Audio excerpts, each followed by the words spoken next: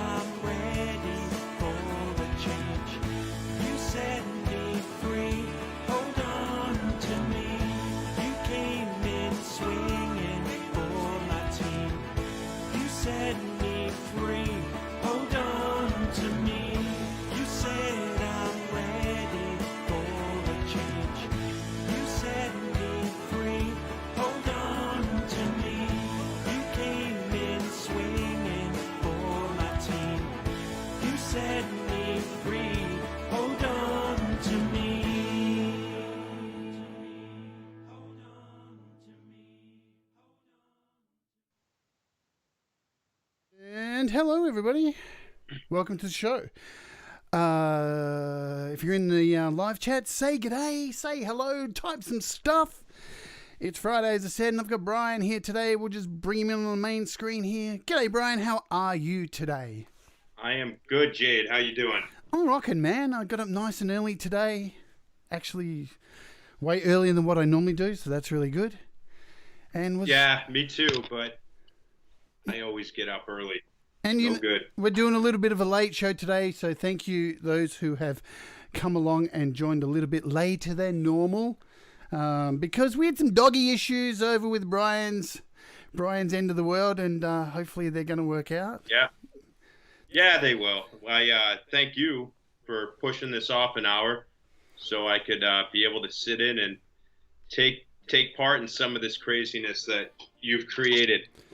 I'm glad you asked me what song you wanted me to play for this, because to open the show, because I do have to say that in the almost 4 years I've been with my wife, for the first 3 I had always said, I'm going to write you a song. And I had never written a song for somebody before. So last October, that was always, it was when I had to escape to get to the music room. Was like, oh, I'm going to work on your song. Over time, it was just kind of like, yeah, okay, whatever. You're just going to do music. Yeah. So I finally wrote her the song. So and does she love it? It was nice to be able to do that. Yeah. She liked it a lot. It's kind of like that poppy, like something you'd hear on the radio maybe type thing, but definitely a little bit away from my typical style of music. But it's for her. So did you get some tears when I was writing it? No, from her when you played it for her the first time. I think I got a smile, so that was good. Oh man, that was good. That's good enough, But she liked it a lot. Yeah. She's a fan of my music. Yeah, my ex-wife begged me to write her a song for years and years, and for some reason I couldn't. She's the only partner I couldn't, and then she left me, and I'm so glad that I didn't, because it would have been a waste. You know what? Sometimes those songs later down the road might serve as like a reminder of why things maybe aren't the way they could have been. Yeah. That's kind of where I've shifted my music. So most of the songs that I've written, with the exception of that one, are about myself, right? I'm the type of I don't know if there's like a list of typologies that have been released on musicians and songwriters, but I would be I would fall into the category of like the early 90s, just depressing, poor me guy, you know what I mean? But because a lot of the songs that I've written that I put on that album have been written over the course. Well, the first song I ever wrote is a song called Bad Trip, and that's actually on this. And I had written that, and I couldn't even tell you, maybe when I was 16, but it's this specific album is kind of like a picture of my life.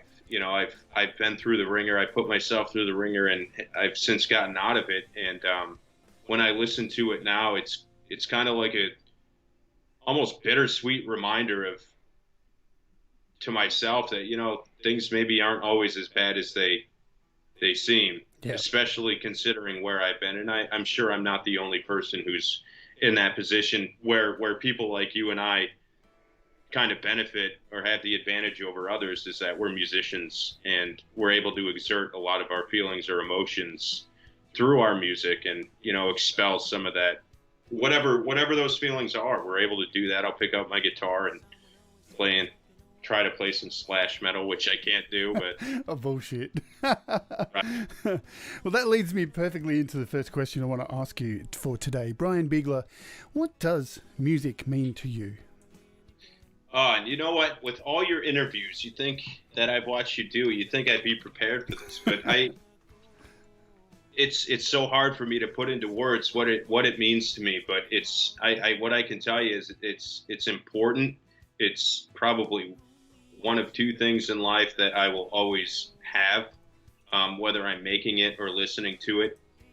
It's almost like my emotional support companion. Yeah. You know what I mean? But when I say that, it doesn't necessarily have to be negative emotions. They can be positive emotions too, because I think for me, positive feelings and emotions influence my songwriting too. Yeah. So to me, music is, I don't want to sound too cliche or too corny, but music does have an ability, especially as a musician, to get you through some really, really tough times, some dark times, you know. But to me, it's just, I can't imagine my life without music. I think it would be boring. I think it would just suck. You know, I'm sure I'd find some other things to do, but I'd probably even still be thinking about music. Yeah. But yeah, I mean, it's the one thing that I've always got. It's, you know, if my wife's not around or my dogs aren't around, I put on my phone and, you know, play something or pick up a guitar and write something. It's so hard to answer that question because you could ask me in a half an hour from now and my answer would be completely different. I like to call my love of music my dark passenger. I stole that from Dexter. Hey, I didn't know that, so that could have been you, and I would have stolen it from you. Well, you know, I would rather it. I wouldn't want it to be the Dexter Dark Passenger because that ended in a lot of deaths. It's a pretty brutal serial killer in that show. So I want to ask you about music. Growing up, was music like around your family? Was it something that family members played? Was it always played in the house? Yeah, so I have an older sister. I'm 35. She's 49 now. She was huge into music. She plays keyboard. Her husband's a guitar. So when I was at her house, you know, there'd always be music. She used to follow the Grateful Dead around. She's one of those, was she? Yeah. And I think she still might be. They have a nickname, don't they? Deadhead? The Dead? The Deadheads? Deadheads. Yeah. See, so I'm just going to say this. I'm going to expose myself for a little bit. There are incredible music in this world. And I will say specifically Grateful Dead and Fish, incredibly talented musicians who produce music that I cannot stand. But, right? Yeah, man, I'm with you. Say, right? I think that's fair to say. Yeah. But anyway, so there was that. I have a cousin who played music, and my brother's a very talented guitar player now, but he hadn't been playing then. He didn't start playing until high school. So I can remember when I was in 7th grade, one of my best friends in the entire world, I had always borrowed his guitar. I'd always bring it home. The first song I ever learned was Disarm by Smashing Pumpkins. Wow. You know, so I was always at his house playing guitar, but I never had my own. So it was Christmas in 7th grade. I was, I don't know, 10, 11, whatever. And my sister had asked me what I wanted for Christmas. And I told her, that's all I want. That's it. So we had unwrapped all the presents, no guitar. I'm like, you know, I'm bumming, but I didn't want them to know. So my sister's fiance at the time, who's now her husband, said, well, why don't you go check the back of the car? So long story short, I had gotten my first acoustic guitar. It was a Yamaha, and man, this thing was beat up, but it was the best thing in the best thing in the world. Yeah. Those things last forever, so Yamahas, man. But as soon as I got that first guitar, it was off, and I was playing every day. And then I got my first electric guitar, and then I joined my first band, and then, you know, going through college, it wasn't too involved in my life. But once I was like 22 and things started to go downhill for me, as far as, you know, just some things that I have thankfully crawled myself out of, music was there. Yeah. And I was playing music all the time. So probably from about the time that I was 10, I don't think a single day has passed where I haven't played guitar. But it was always around me. The first CD I had ever gotten was Alanis Morissette, Jagged Little Pill. Fuck, what a killer first album. And that album, I will tell you, is still probably top 5 for me. Yeah. The first cassette I ever got was Green Day's Dookie, but then I heard Pearl Jam for the first time, and ever since then, Pearl Jam's been number 1. But my influences are so dynamic and just so diverse, and I think every musician can say that. You can put on a Beatles album and I'll listen to the entire thing. You could probably put on a Motley Crue album, I'll listen to the entire thing. You put on Skynyrd, I'm going to listen to it. if you put on country, I will listen to it. There's a great Canadian band who's kind of country. They're called Cross Canadian Ragweed. Excellent. But because you can always find something, even in a style that you're not particularly into, that you can take from and add to your own collection of music as well. You know, that's exactly, yeah. That's what diversity is good for. And that's, you know, with what people like you are doing, and people like Pete Johns, and people who are sharing other artists with the world, you're really kind of highlighting different areas of music that don't always get exposed because of mainstream media and mainstream interests. So I didn't tell him I was going to drop his name. I'm going to do it anyway. There's one style of music that I've listened to this person make the past year and a half, and I cannot put him in a category. So I have often categorized him in his own, and that's Jude Campana. So he does some really, really different things in his music. And I'm not going to lie to you. I've listened to his songs while I've recorded. Specifically, he did a James Bond one about 2 months ago. That was killer. Yeah, that was killer, man. It was awesome. But he had some things going on in that song, and I forgot what song Ron and I were working on, but we had been working on a song, and I was listening to that and trying to figure out how he's making certain things make a certain noise. But I didn't want to ask him, because then I didn't want him to think that I was, you know, trying to take his style. But I couldn't figure it out, so he's safe with that. But anyway, back to my point is, it's great to be able to not lock in or identify with a specific genre of music, because then you're just depriving yourself of so much more, you know. Yep. And I think that's how I grow as a musician, is that, you know, so great. I started playing Pearl Jam and Dave Matthews, and then I found Stevie Ray Vaughan, and then I found out about Jimmy Page, and then I found out about you know, all these great musicians, and I wanted to play just like them. But then that helps you develop your own style. Yeah, man. I grew up in a house that had everything from Dr. Hook to Olivia Newton-John to disco, and then, you know, went through the 80s, and then I found heavy metal and just went, nah, fuck everything, I went just into metal. But that was a different story for myself. I used metal to protect who I was and stuff.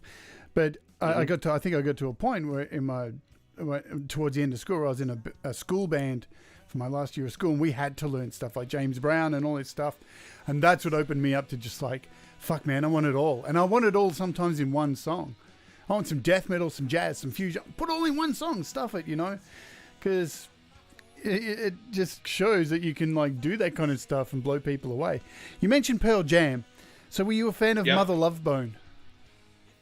So I have to tell you that Andy Wood, the death of Andy Wood, was probably, I can only imagine. You know what sucks about these young musicians that pass away, like Jimi Hendrix, Stevie Ray Vaughan, Andy Wood? It's like you wonder where all these people end up, or where they could have gone. Yeah. But we don't have a point of reference to say, hey, if I keep playing, will I be like Stevie Ray was when he was 60? But you don't have that point of reference. Anyway, Mother Love Bone, yes, I think they started the entire grunge thing. They did, man. And then so it's almost like they you ever see West Side Story, the Jets versus the I don't know what the other group is. It's almost like Pearl Jam and Nirvana created this West Side Story type thing, and then you have the Alice in Chains people up on a hill just overlooking it, saying we're definitely better. Which, if we want to talk about who's better musically, I don't know if I could say it, but I think Alice in Chains might take the edge. But Mother Love Bone, they created a path for all those bands, because they roped all these tight-knit these musicians and created this scene in Seattle that allowed them to get to where they were, you know? Definitely. So they definitely, and a lot of people don't know Mother Love Bone, which is too bad, it's so sad. That's like, you know, a lot of people credit, you know, like you said, like Pearl Jam and Nirvana. Well, I always think the two bands from the Seattle scene that really kicked it off for me is Mother Love Bone and the actual original Nirvana, Mudhoney. Mudhoney were the band, man. I mean, they started Sub Pop. They were Sub Pop. I was just going to say Mudhoney. Yeah, man. I got to hang out with them on a tour here in Australia, And I was only No 16, man, and they played an all-ages gig.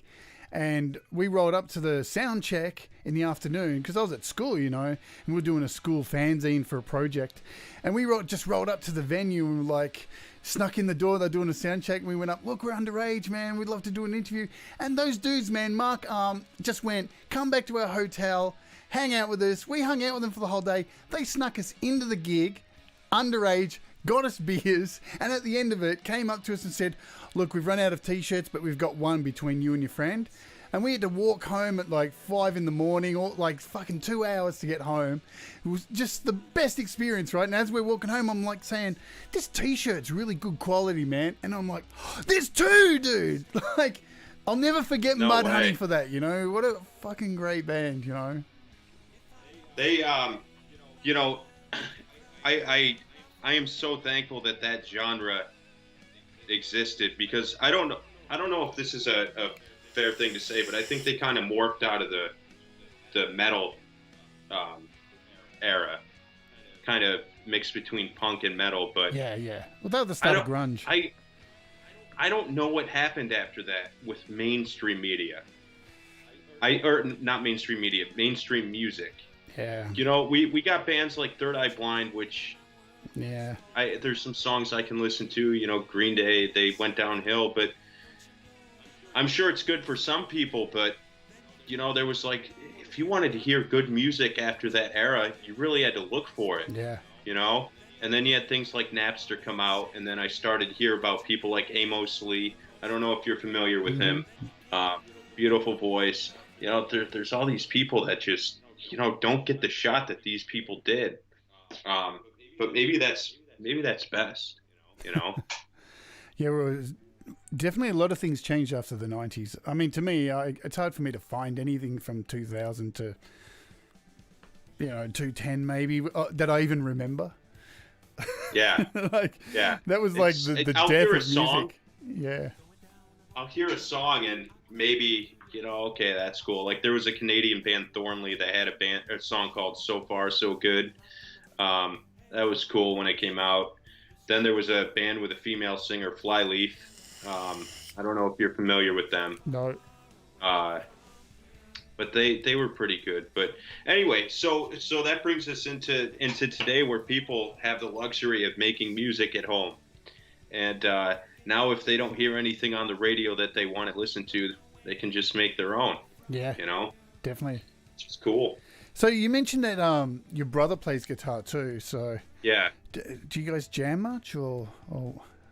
Yeah, we do. So well, he just moved back from Phoenix about a month ago, and I taught him. And it's funny you say that. I don't know if you can see it, but grab it. I happen to have it. This was my brother's first guitar. Wow. He got this when we were 17, maybe.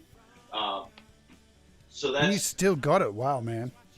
Well, he's had it, but I borrowed it. He had put some money into it, but I taught him how to play in high school, and he started playing Dave Matthews. And you know, if you want to play guitar and you want to be an acoustic guitar player, you might not like his music, but learn his songs, and you will progress faster than you will if somebody tells you how to play an E, A, G, D, and go down the list. You know what I mean? Yeah.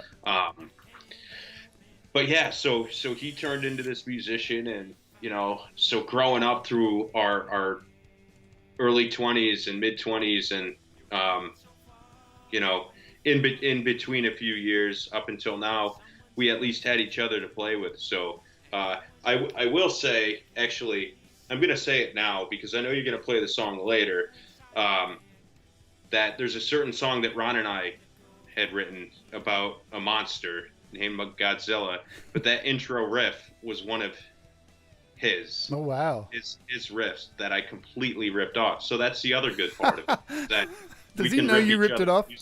Oh, yeah. All right. Is he shitty or what? He's not shitty? No, he's cool with it? It's all good. You know, brotherly sibling rivalry and all that shit. I mean, listen, I taught him how to play. So yeah, right. So he owes you. I have twin brother rights, you know? Yeah, right. Awesome. It's like the CEO who profits off their employees for job performance. It's the same exact thing. So do you remember the first song that you wrote on guitar? Yeah, so the first complete song I ever wrote was a song called Bad Trip.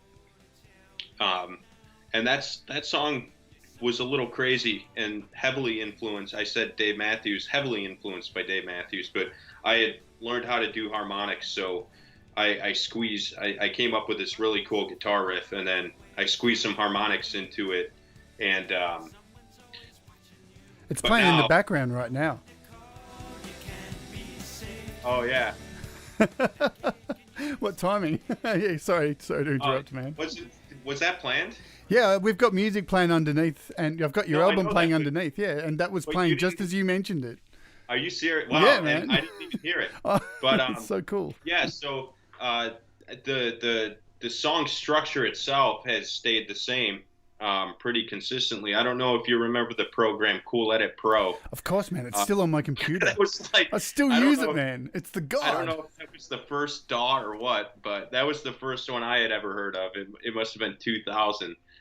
But I recorded that, and it was the coolest thing in the world because it's like, holy crap, why do I need to pay $60 for studio time if I can just do this with my little dinky plastic microphone that can get on? It sounded great. It still works on Windows 10, man.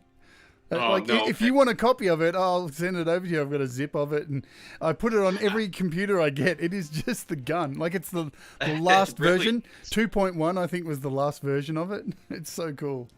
But if I can remember correctly, it like revolutionized like how I saw things as a musician. I'm like, it's one thing to be able to play it. You know, I used to catch myself putting a tape in the tape player and hitting record, and you know, you listen to it, it's just like, what the hell is this? Yeah. But anyway, so that song, the structure had stayed the same, and then you know, the vocal melodies had evolved, and then about 10 years ago, I think that's when I settled on that. So there are a lot of songs that I can remember writing, a lot of which I've recorded, but there's also a lot that I still remember that I've never recorded, that now that I'm able to do things at home, I'm sure I'm going to. It's just a matter of time. Yeah, right. So we've talked, well, you've brought it up, talking about Cool Edit. How did you come across GarageBand? Okay, so 10 years ago, I was in a band, and we were doing like professional recording, and you know, we were doing stuff, and we were playing music in Maine, Rhode Island, Boston, New York. You know, we were kind of all over the place.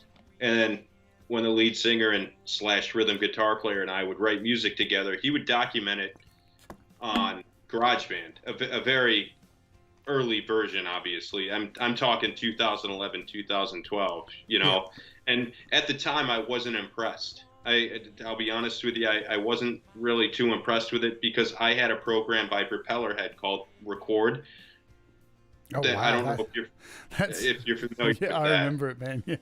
But I mean, we're talking 8, 9, 10 years ago. And to me, I had fallen in love with that program at the time, and it was doing what I wanted it to do. But so I wasn't too impressed. And then about 4 or 5 years ago,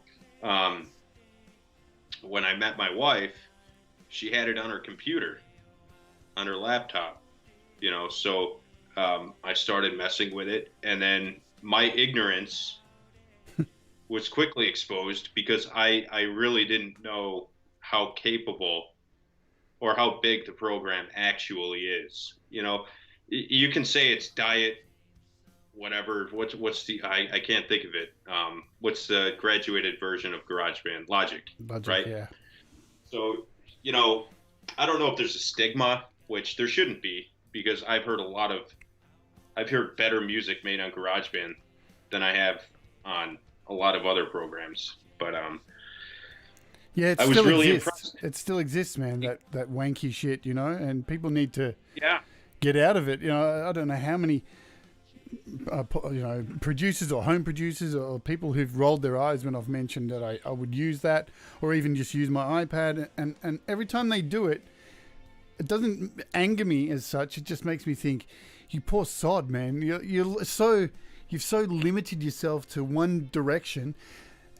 And you probably should listen to the actual band One Direction. You'd get more enjoyment out of that than your silly blinkering, because you're just limiting yourself, and I don't get it. I'm the same exact way, So for me, as a guitar player and somebody who I'm not going to say I'm the best singer, but I try to do it to complete songs, For somebody who just wants to play some guitar and record it and write a song, this program is absolutely perfect. And I found ways around making my sound a little more, well, I'll just say that since I started using it routinely over the past 3 years, I progressively gotten better, and the results of what I'm making has gotten better. But when I listen to somebody's music, I'm not focused on what a producer would have done to a specific song. I listen for the musicianship. I listen to the components within the song. Forget about compression, forget about equalizers, forget about reverb, delay. I get it. That stuff's important. It enhances sound, but I'm more impressed by how somebody puts a song together and how they build on it to get to a final result. So for me, there's very few plugins that I will mess with. Very few.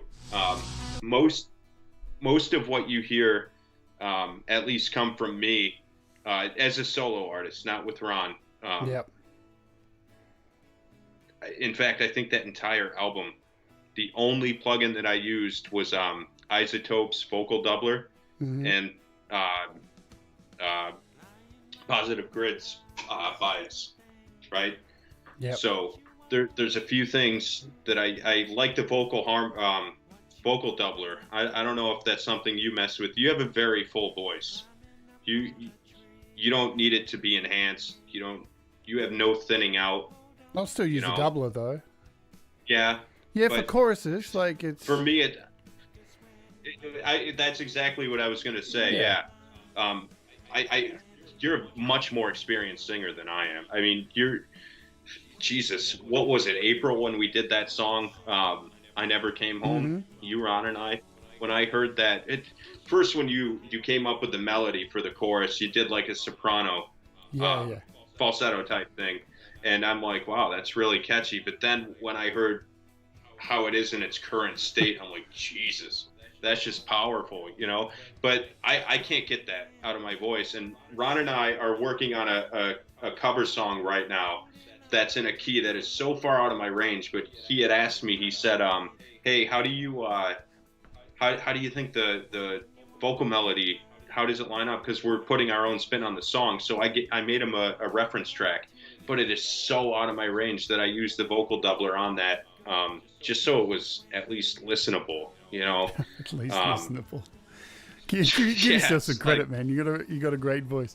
I remember first meeting you, and when you were working on your album, and you were really, very hesitant and like about your voice and stuff, and I don't really think I had much influence, but I remember saying, just push it, man, just do it, just fucking smash it, just do it, and you really did on your album. You knocked it right out of the park, and it was really amazing to watch you doing that album and hear you actually exploding from out of that fear beforehand that we had just started chatting. So yeah, it's been a real privilege to watch that happen. And you. Well, you know what? I think I want to say at least 6 out of those 8 or 9 songs, however many's on it, I think I was probably asking you to take a listen to most of them.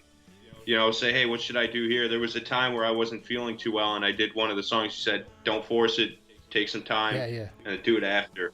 But that's as somebody whose primary weapon of choice is a guitar, and for somebody like me who's very self-conscious about singing, it's hard for me to sing in front of people. It really, really is. That's why you never see me doing live streams.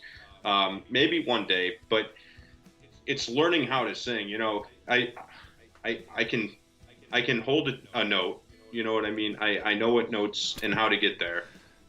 But it's really maximizing the use of my voice that I've struggled with, because I'm not used to singing. Yeah. You know, and I'm not stupid. I know it comes with experience, but I think if I could go back and really spend more time on the whole process of making an album, like I did last fall, I think I would have taken a little more time to get the vocals a little better. But I think for a first album that is just me, I was pretty happy with it. You know. Yeah, it's a great album. Woulda, shoulda, coulda. You know, look, it's your Exactly. It's your first album. I've been around the block a billion times. I'm an old duck. Trust me, every single album you release, you just go, "Oh man, I could have done that." You'll never, Yeah, right. yeah, it'll never change. It's the same thing for everything else too. You know, like I look at the lawn after I mow it and I say, "Man, I should have maybe stayed straighter on that line." Oh, fuck. You know, Really, it's what it you need is. to go a bit easy on the lawn. Right. All right. So you mentioned before about Saigon Slick and the Boston Bard. So what I'm going to do before we start talking about that, and you mentioned Godzilla, so I'm going to play that track. Yeah. And so just mute your mic. I'll mute my mic, and we'll bang this track out. So this is Set Godzilla Free by the virtual band, which is Brian Bigler and Ron Ward, called Saigon Slick and the Boston Bard. And let's have a listen, shall we? Let's get it going.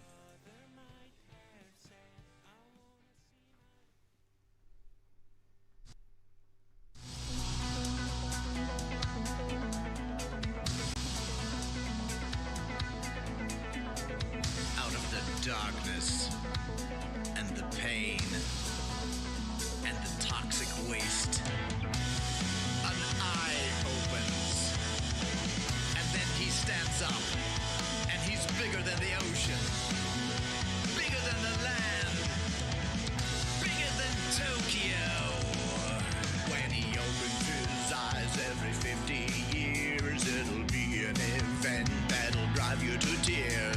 He's big, bad, and green, so your armies won't stand. He's gonna knock down a building with the sign of his hand. The 17 mountains hear me sing, and the return of the Titans, only one could be king.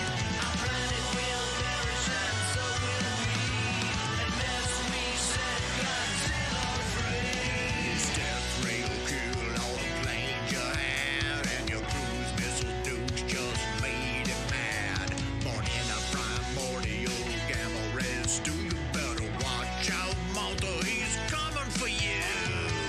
17 mountains hear me sing, in the return of the Titans, only one could be king. Our planet will perish, and so will we, unless we set Godzilla free.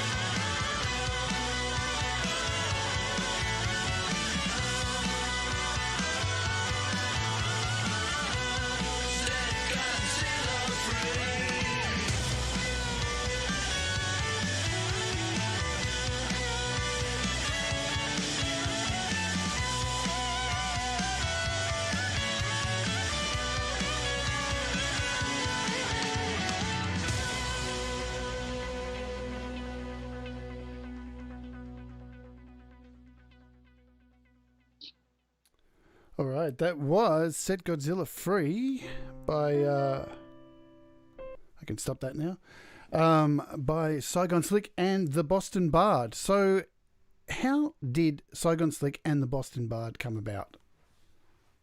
Oh, all right. So I hope I'm telling this right. So I had joined this group called GarageBand users in 2018, the summer, and I had done a cover of "Comfortably Numb" by Pink Floyd, and it was just an instrumental, and I wanted somebody to sing on it. So I had shared it with the group, and I guess legend has it, for lack of a better term, I guess Pete had told Ron Ward, why don't you reach out and see if you add vocals. So that was really the first time Ron and I had worked together, and once we wrapped up with that, it was like, oh, okay, cool, thanks, and talk to you later. And then I can't remember who instigated the next track, but I had done Sultans of Swing by Dire Straits. Awesome. And I had asked him to sing on that. And then we had done Layla after that. And I think after Layla, this was probably November or December of 2018, Ron had said, what do you think about starting a virtual band?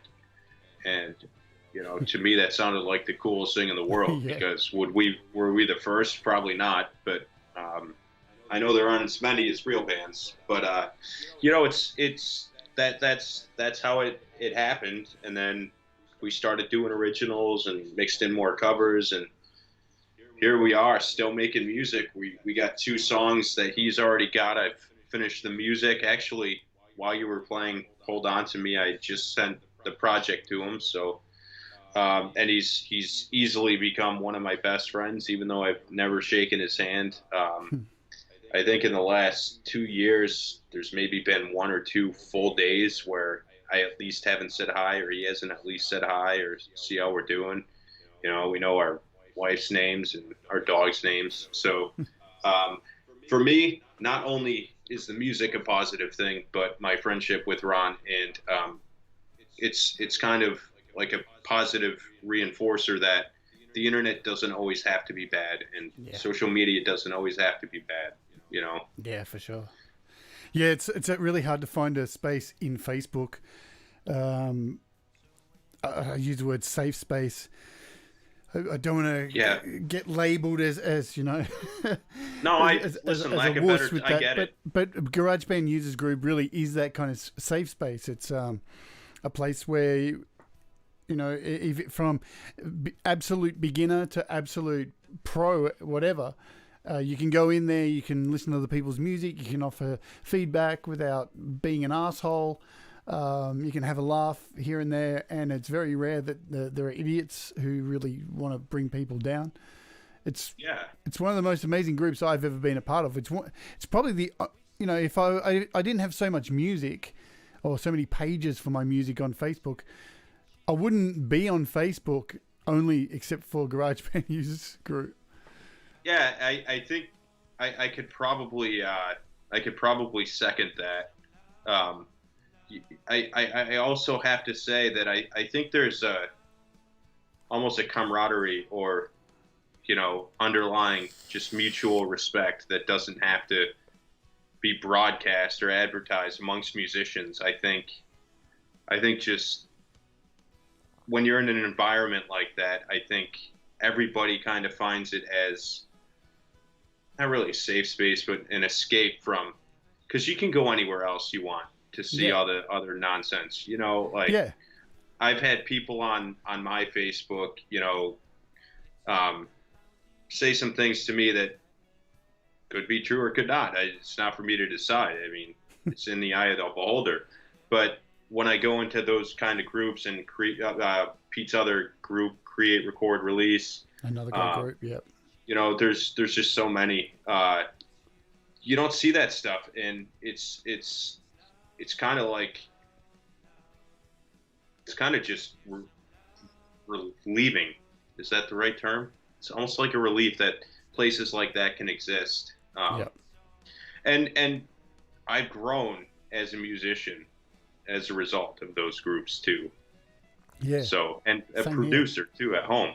But anyway, back to Ron and I. So that's kind of how we did it. So if you don't mind, I'd like to just take a minute or two here just to kind of explain how we do this. Yeah, sure. Because I've been a part of it, man.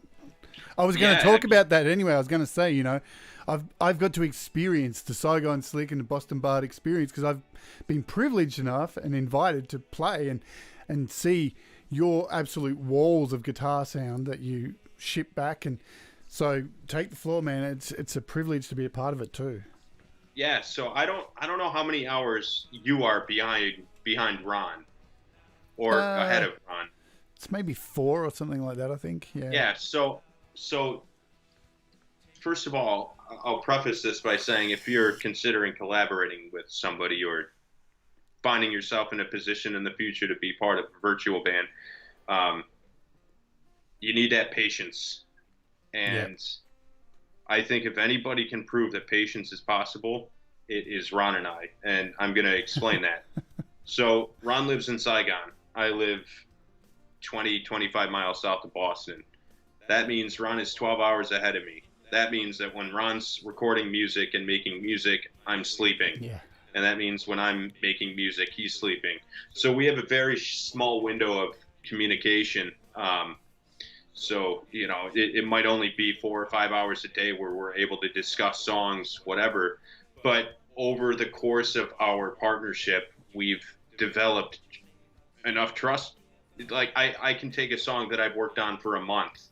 Although generally, like one of the songs I just did, I started on Tuesday, he's already got it. And it's got 35 just guitar tracks in it because there's so many sounds I wanted to. He's going to hate me for it. Yeah. But I what I'll say is there have been songs that have taken me, you know, the better part of a month to do.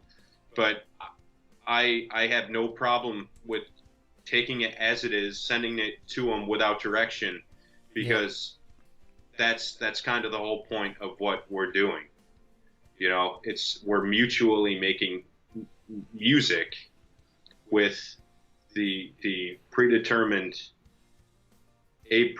amount of trust that the other one is going to do something that the other one's going to like. Yeah. You know, and it's not pointing fingers. It's like, hey, you do this, you do this, you do this.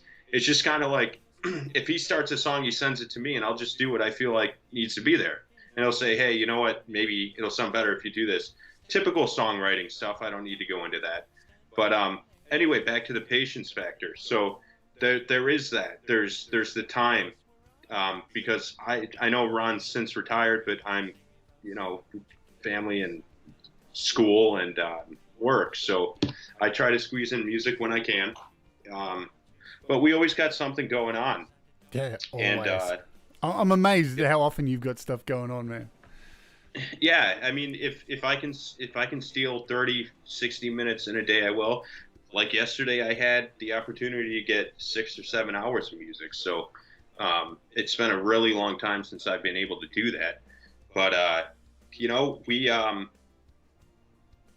we seem to keep each other calibrated musically, and we've helped each other grow as musicians. And I think we're both learning a tremendous amount, not just from people like you, Pete, Steve, blah, blah, blah.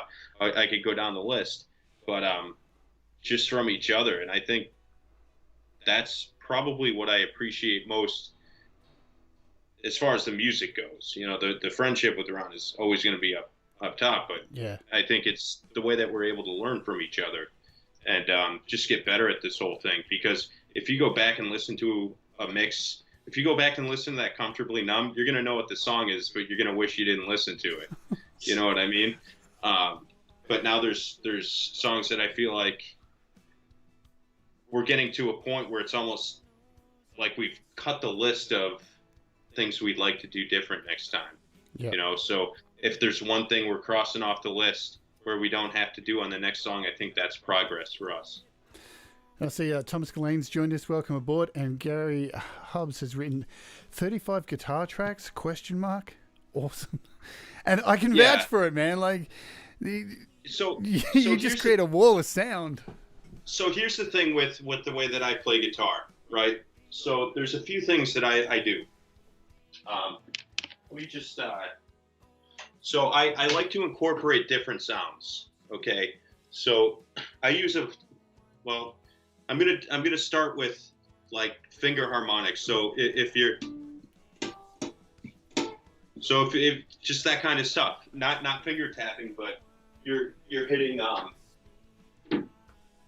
you're hitting harmonics, and there's some of that in there. And then let me go through, because I actually use this on that song too. So wow, old my school, pedal board. Real pedals, man. Can you put them a bit closer, man? What have you got there? What is there? Whoa. So this is my wah pedal is somewhere, but this is my trusty volume pedal, and this is what I use to get my violin sounds. Yeah, right. And then I have distortion, delay, compression. Is that a Behringer delay there? Digitech. A Digitech, oh, right. Yeah. And then delay, a loop pedal. Yep. Overdrive, phaser, chorus. But so there's things that I hear in songs, especially if I'm doing a cover song. I want to get as close to that certain sounds without having to call upon somebody who knows how to make those sounds in iOS. Yep. So there are some things that go on in Comfortably Numb where I manipulate the sound of the guitar. Ron and I did a song, Paint It Black by the Rolling Stones. So instead of trying to find a virtual instrument to get that, what is that? What's that Chinese thing with two? What do they use in? What's it called? It's not a kotar. It's a. But you know what I'm talking about. So I just took paper towels and put them under the strings, but in between the pickups, so that you still get the sound to resonate, but you're getting almost that Chinese Oriental type sound. I hope that's okay to say. What is it? But Erhu, is that what it's called? That's what it is. Yeah. So you're getting that sound. So if I was doing a song with just rhythm and a certain lead, it might only be 8 or 9 guitar tracks. But there's things that I like to do to enhance the sound, to make it bigger. I always try to go as big as possible without overcrowding a mix, because I like to I'll just say it, the goal would be to make a song by Jade Starr, because your songs are just like, they're symphonies, So if you look at my projects, thank you. If you look at my projects, I'll title each track Orchestra 1, Orchestra 2, Orchestra 3, and those are all in the background to bring the music up. I don't even know music terms, but so anyway, 35 tracks. That's kind of how it's done. Yeah, well, the thing is with that, I mean, you'll get people who'll be like, "Wow, that's a lot of tracks," but I mean, I used to do the same thing. I used to build a absolute shit ton of too many tracks, and I'm currently doing that with my album, because my latest album's got 22 songs, and nearly every song has about 40 tracks, 40 to 60 tracks. And what I'm actually doing at the moment is pulling out a lot of the stuff, because it's better to have more in the beginning, and then as you're wrapping up the actual song, aim for that less is more, because you can really pull it back, and the success of a song, if you look at a popular song that's making money, give it that commercial flair if you want to go down that path. Or if you just want to be Frank Zappa and just pile everything in there, you can do that too. So, and you're talking about Ron and like your connection with Ron and such, because I'm a part of that with you three, with us three. I feel like we're the three musketeers on Facebook Messenger. Like, I'm probably not in contact with you as much every day, only because, again, time differences. But we do have that little group thing. But every day, like, me and Ron message each other, even if it's just how are you? Are you feeling well today? I value his friendship so much, and he's such a talented musician. I feel so lucky to have like you and Ron as friends. So yeah, and I'll say the same thing, and not just you two, but so many others. I mean, definitely. What was it today? Ron sent us pictures of like his meatballs or something, just out of the blue, like for no reason. For no reason. And he couldn't even tell us what was in it. So I was almost concerned for him. But that's the other part of it. It's like, it's not just Ron. It's so many people. I'll be 100% honest with this. I probably talk to more of my friends that I've met through music in the last 2 years, just in these venues, like CRR and GBU and even SongSpark, Yeah. than I do with a lot of my friends who are in the outside world. Yeah. Same here. Yeah. And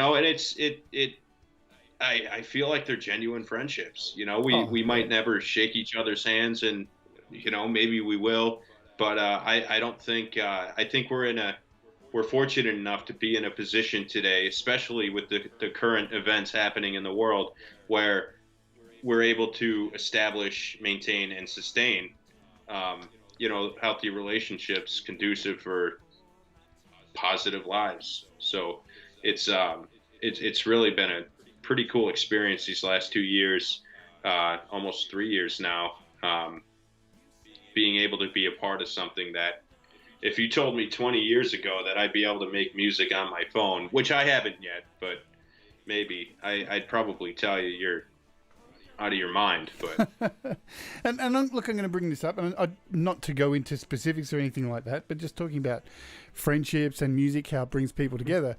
Because we've just mentioned earlier on Facebook how it's a pretty toxic place sometimes. Both me and you, we have very different views on politics, and these days you see people just shredding each other over that stuff. Me personally, like, even with anything, look, I'll tell you honestly, I used to have this friend on Facebook who, every time I posted something about iOS, or like there was a software update or I made a song on it, he would always comment, "Android's better." And it went on for ages, right? And I would just think each time, what are you fucking trying to achieve? Like, I've never gone onto his page and singled out any of his posts and gone, iOS is better. Like, if it works for you, man, I'm all for it. Like, I'm happy for you. You know what I mean? Good. But I just didn't understand why he would always do it. And I let it go for 2 years. And then finally one day I put up a post saying, I made this song, like, on my phone. And he went, Android's better. And I went, fuck you, and just deleted him. That was enough.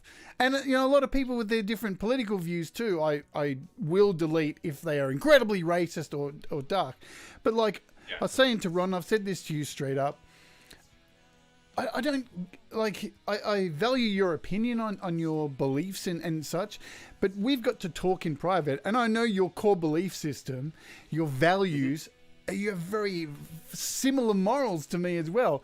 So left, right, blue, red, black, white, whatever you want to call it, it doesn't mean shit to me if we both know where we come from moral-wise, And I met you through music. Like, your views, right. that doesn't mean shit. Doesn't mean I'm going to, like, wipe you off or anything like that. I think more people need to do that. More people need to find common ground with the things that they can be friends for.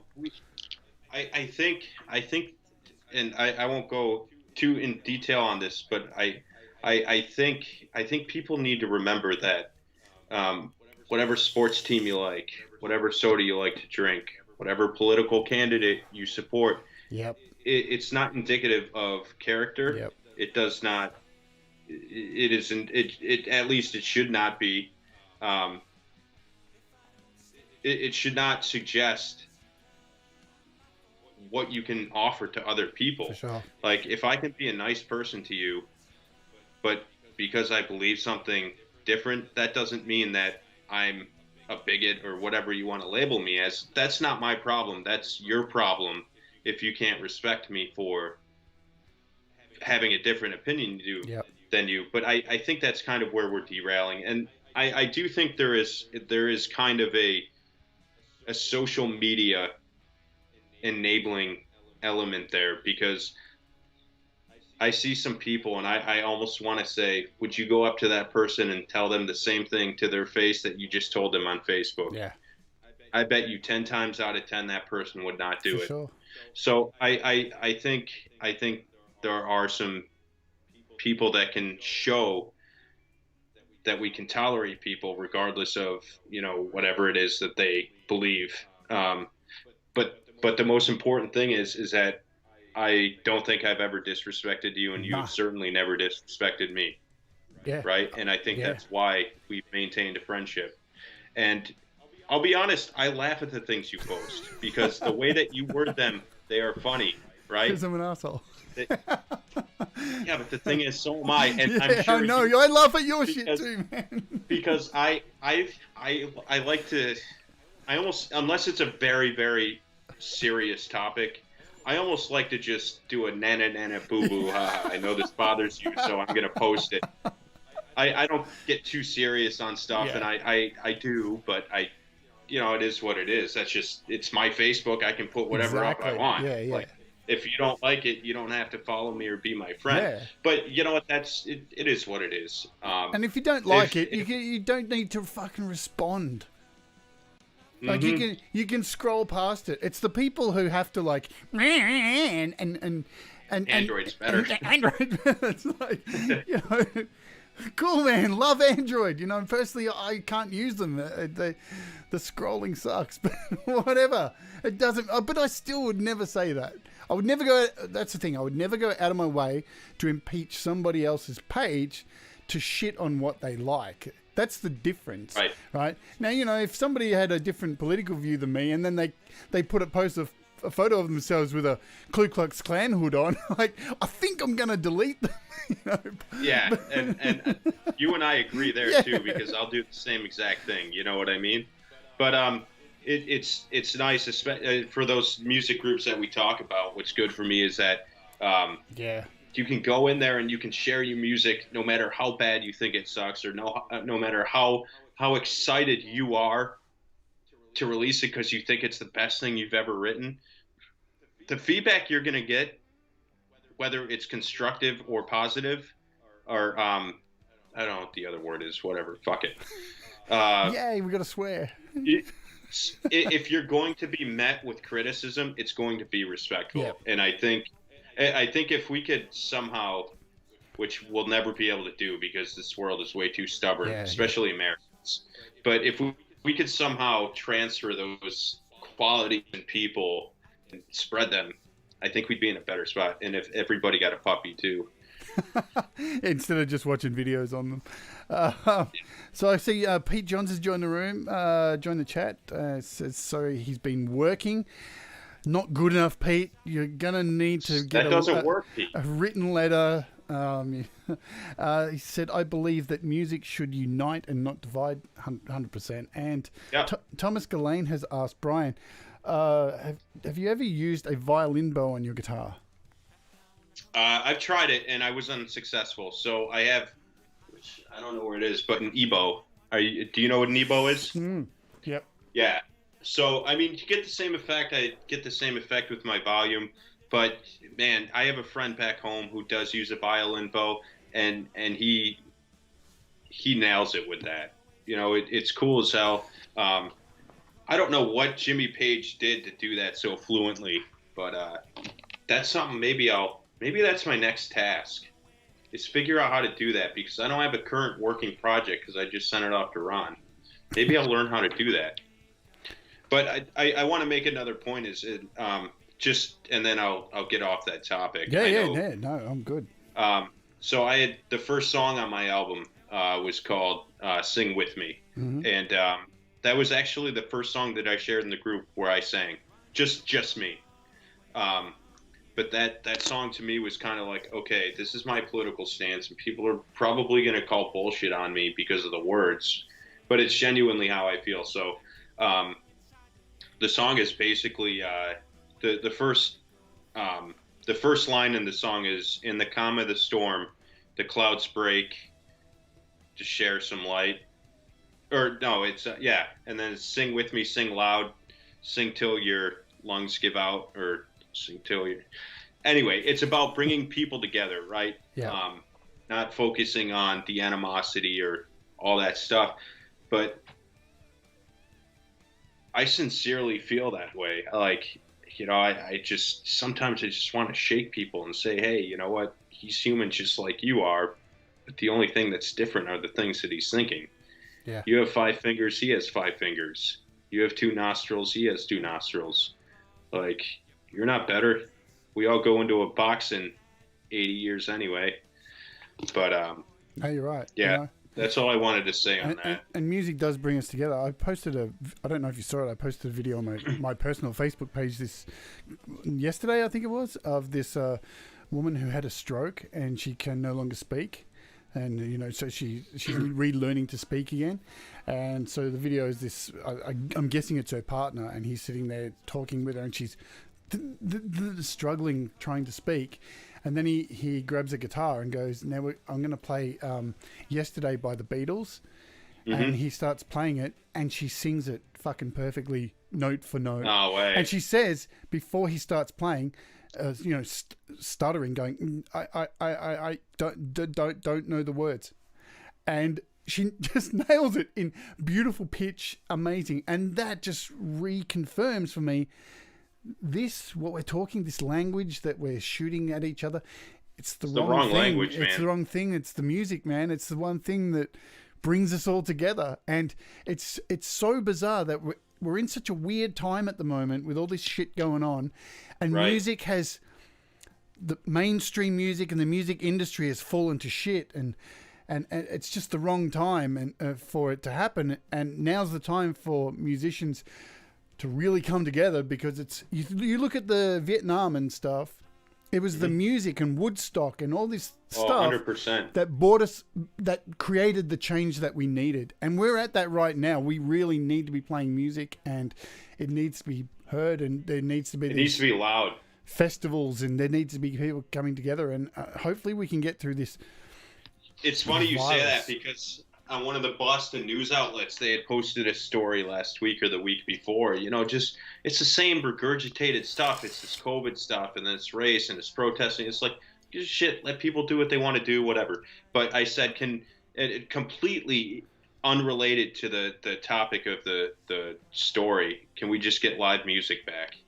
Like, that was my comment to that. But, you know, I'm hopeful that down the road we can get that back. But, man, we're in a day where there's people who have cameras and the ability to make music and really make an impact without having to put themselves, especially with COVID going on, and some uncertainty in how people are feeling towards others, especially in the United States right now. You're able to send a message and, you know, get your message across effectively and safely and with a purpose, you know. So all it takes is a couple clicks after you record something and put it wherever you want, and that's your way to do it, you know. That's your way to say, hey, this is how I feel.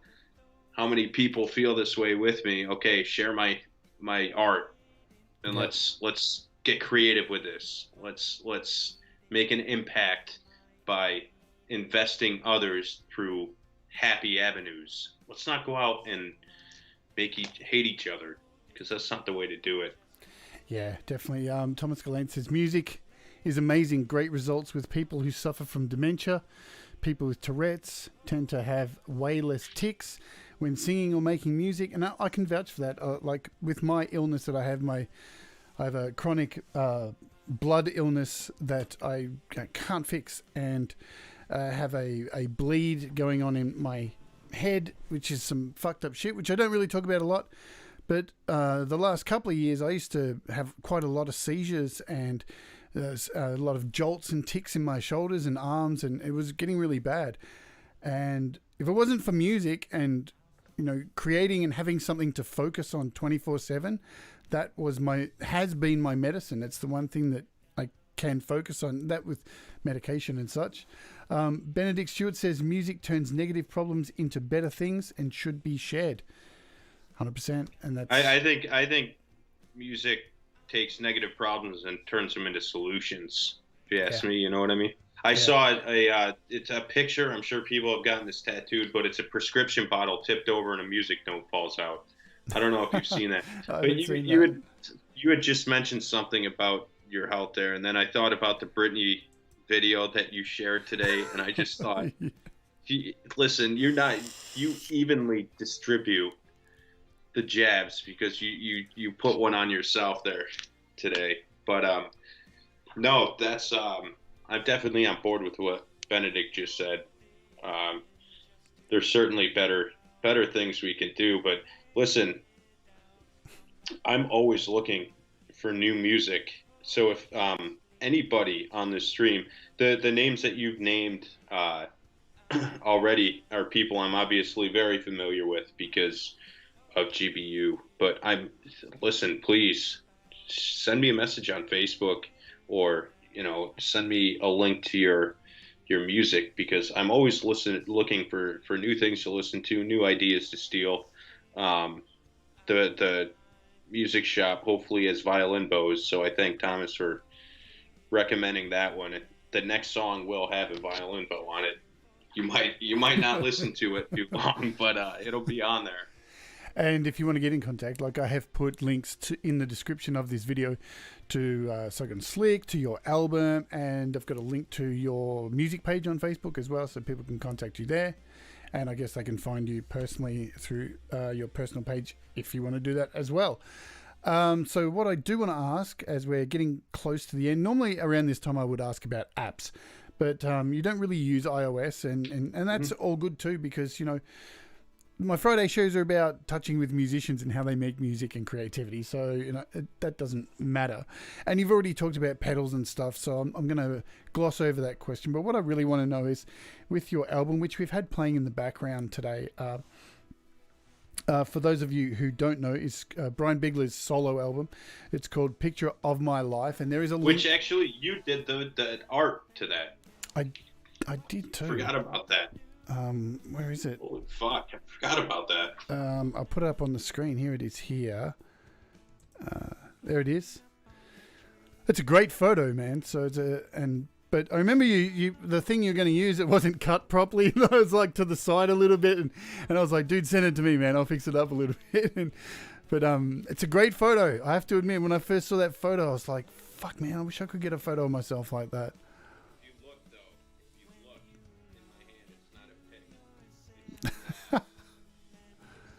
Let me zoom in.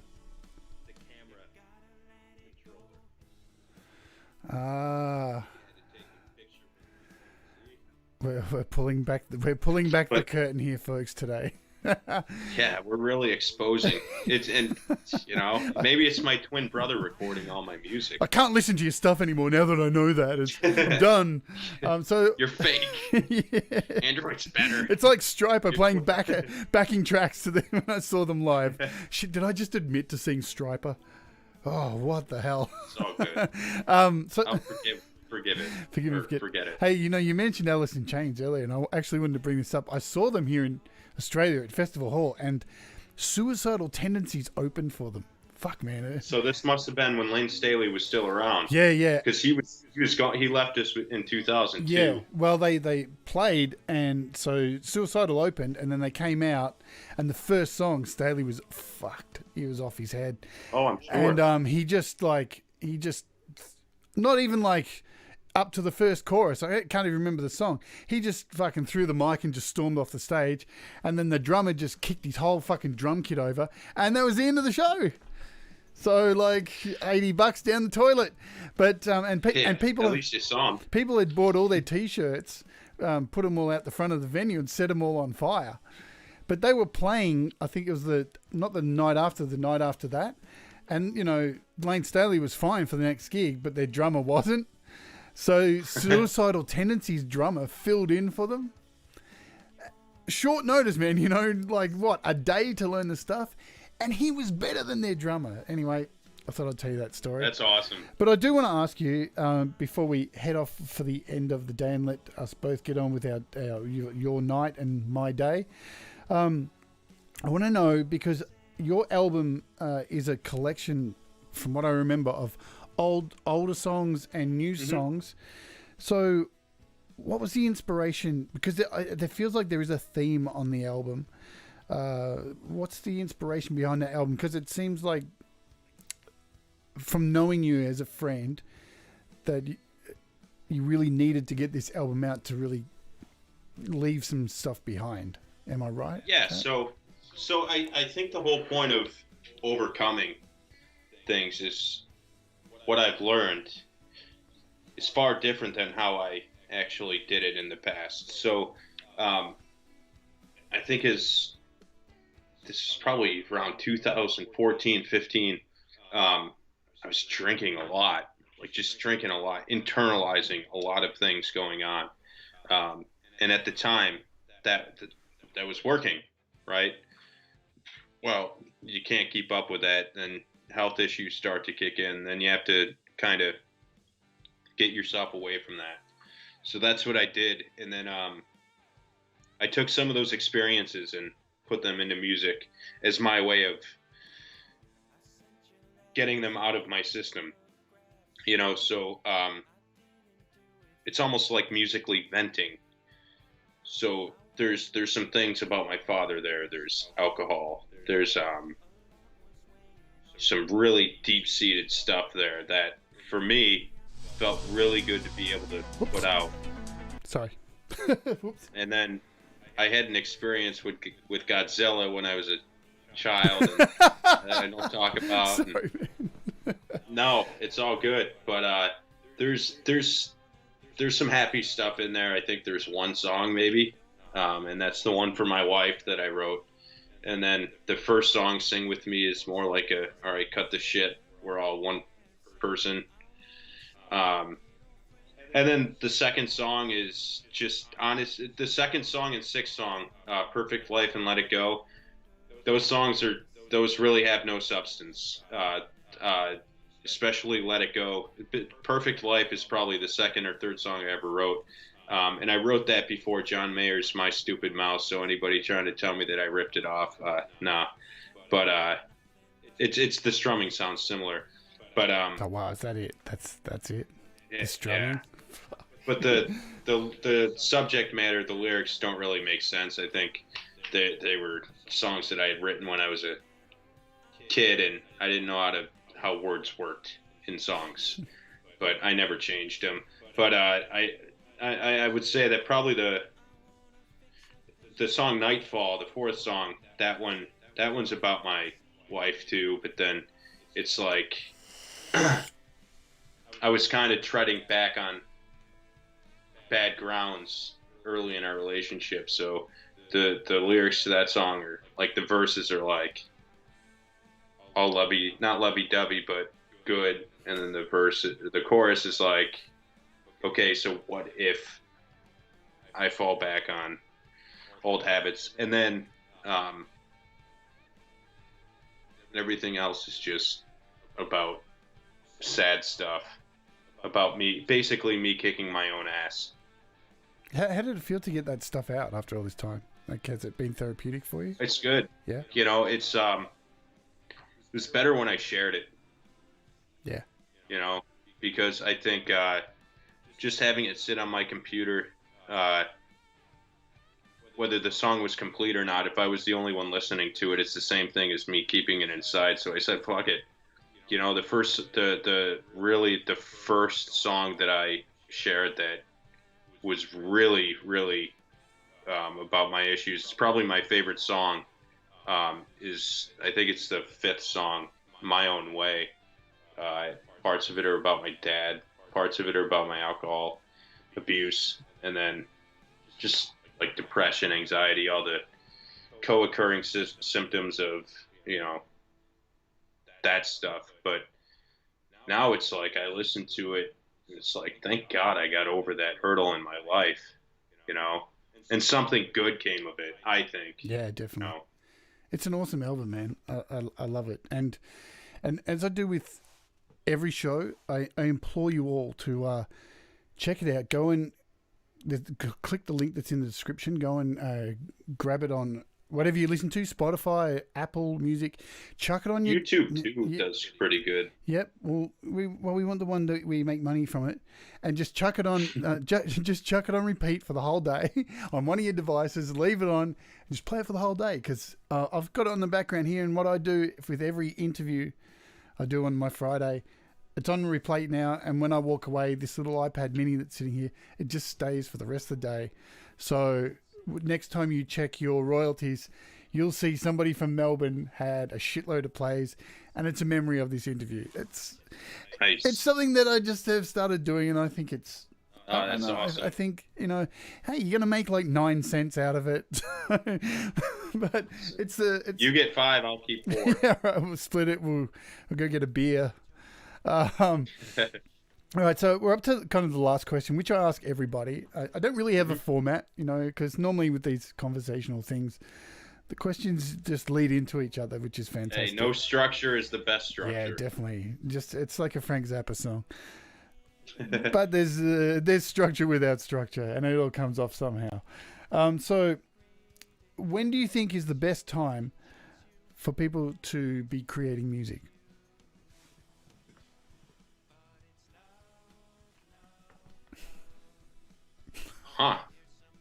When do I think? I mean, I don't think you should ever. If you're a true musician, do you ever really stop? I've caught myself in my head, creating melodies to vocal lines, and then I'll get home. I've caught myself hitting the video record button on my phone, recording a melody, and then going home, grabbing the guitar. I think. What was the question? It's a loaded. I want to make sure it's a loaded question. So, when is the best time for someone to start creating music? Okay, so to me, music creation is not an event; it's a process. So you never stop, right? Yeah, I know. At I'm least asking you, man. That's what I think, because Is there a right answer? No, I don't think there's a right. Oh man, So listen, I work with a guy whose son goes to Berkeley. I could never, ever, ever, ever, ever let somebody sit across or on the other side of a desk and tell me how to write music or how music is supposed to work. Yeah. Because there is no supposed to when it comes to music, right? You can have your music theory and you can say all this stuff to me all you want. A, it doesn't impress me, and B, I can guarantee there's thousands of people better than what you do, right? But what do you have? A music education that came out of a textbook? Yeah. Give me a break. But anyway, I think the musician at heart never stops, and they're always creating music, whether it's mentally, whether they're actually physically making it. If you're anybody like me, I'll think about stuff. Man, what a question. Man, I think there's an artist who wrote a song that had lyrics. I think they go, "There's no time like the right time," something like that. There's, I don't. It's like asking me, is water wet? I don't know. I can't conceptualize that question. I just want to fuck with your mind. I think it's working. Well, so I'm going to do things a little bit different to end the show. Normally I wouldn't really end on playing a song, but I'm going to do that today. And I don't want you to to mute your mic. I'm not going to mute my mic. And I know, if you were in the same room with me right now, what I'm about to do, you would punch me. Oh boy. What do we got? What do you think? Have a guess. What do you think I'm going to do? Not Home Sweet Home. No, man. I'm not going to. No, that's... Should I just start it? Yeah, should I just start it? So what I will say, all right, we'll leave it here. I'm going to say, everybody, thank you for hanging around. Thank you for all the people in the chat here. What have we got? We've got Stu Cash. We've got Ian Skeggs. Let's go through some of the people here who have joined us today. Tom Rochelle, Benedict Stewart, Thomas Gillane. Pete Johns has been here. We've had Gary Hubbs. Nick Harvey. Yeah, so we've had quite a few people here. Thank you for joining along today. And if you're, thank you. If you're watching the replay as well, thank you. I hope you've enjoyed this. I hope you're going to enjoy the final track. At the end of this stream of this track, there'll be a little thing that pops up with a little subscribe button, so you can do all that. You can subscribe to the channel. There's a playlist to go back and listen to other people that I've interviewed. So go and do all that stuff, like, share, subscribe, all that jazz. But and I hope everyone has a really great weekend. But so we're going to leave our mics live. We're going to be off camera for this because I want to play the video clip. And let's just turn down your music in the background and make sure you go and check out Brian's album. Will I be able to see the video? Yeah. If you're watching, are you watching? Oh, okay. So if you chuck it on your screen and hit mute. on your Can't wait to YouTube. see what No, you know, you won't see it now. It's not on the screen now. When you hear it, you'll know it is. Okay. And I don't reckon you're gonna want to watch. I might. All right. So. Boy. So I'll turn down your music here, and so thanks everybody for hanging out. But so we're still going to be live on the microphone. So let's flick over, and I don't want it to start playing straight away. Oh, there we go. So I think I've got the right video. Yeah, man. And thank you all for joining us, and have a great weekend, and make sure that you're all taking care of business.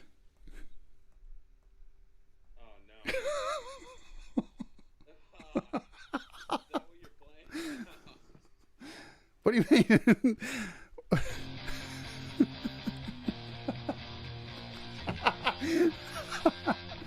Man.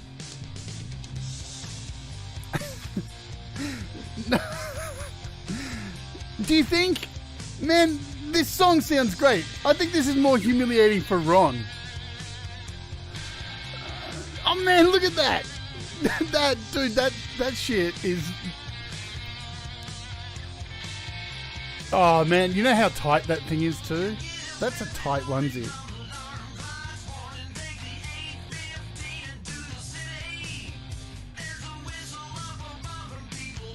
And look how rough Ron looks in that clip there. He looks psychotic.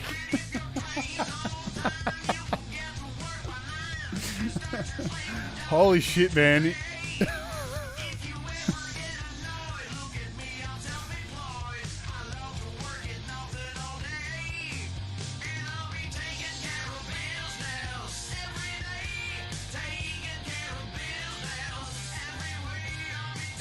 It's a great cover, man. And the clip is hilarious too. Like, it's so much fun. Yeah, that doesn't matter. God, look at Willie Nelson. Dude, that hat, I want that hat so bad. I'm not shitting you, man. That hat is killer. You look like a different person, man. Totally. Yeah, man. And oh, yeah, well... Hang on, now I'm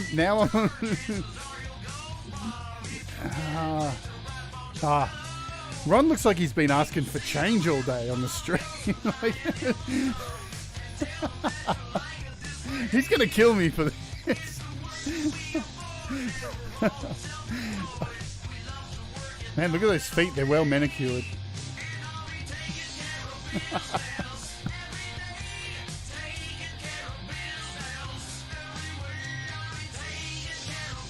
Yeah.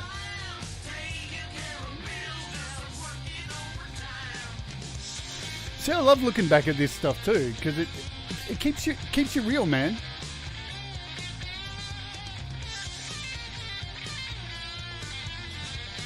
Dude, yeah, that's my favorite bit of the whole song. Man, every time you hit a solo, man, you fucking smash it out the park.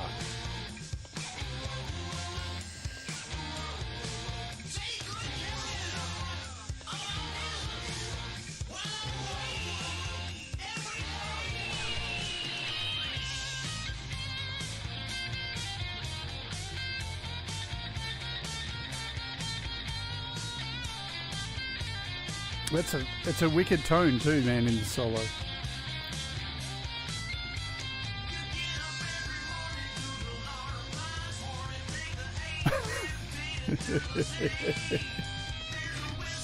Sexy Ron coming up.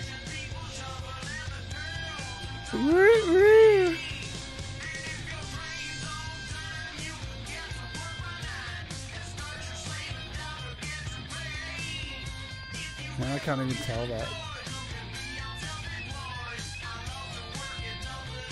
I don't think you are plugged in there. Oh man, the dogs.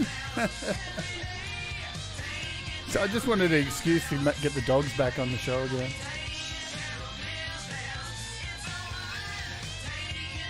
Yeah.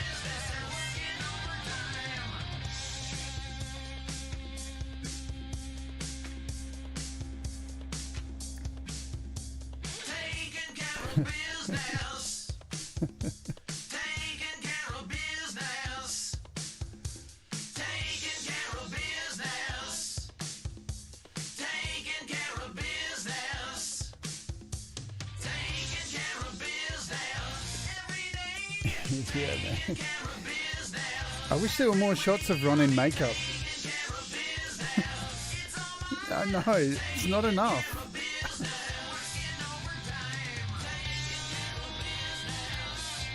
That, man. That's an album cover right there. Yeah. An EP, a bonus EP.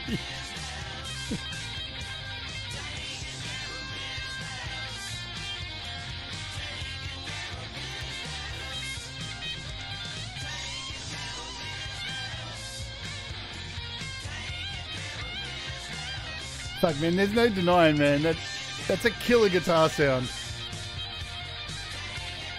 Yeah.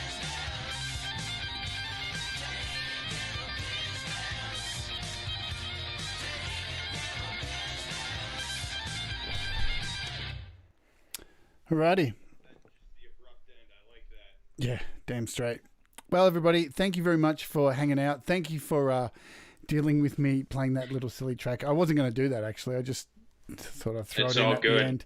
And Hey, it's exposure. yeah, of course. I'll probably get a copyright strike for it, but I don't give a fuck. So, look, thank you for your candid honesty today and answering all these questions and hanging out. Thanks, everybody, for... Thanks for having me, Jade. It's a pleasure, man. It's a real pleasure. And Really. thank you for your music as well. And that'll be it for the day. I hope everyone has a great weekend, and I'll catch you all on the flip side. So, as I normally say, stay gangster, stay rocking, keep making music, and I will catch you next week for another week of iOS, how to app on iOS. And next week we're looking at EQ, baby. So, adios, amigos. Peace, everyone. Thank you. And we're offline.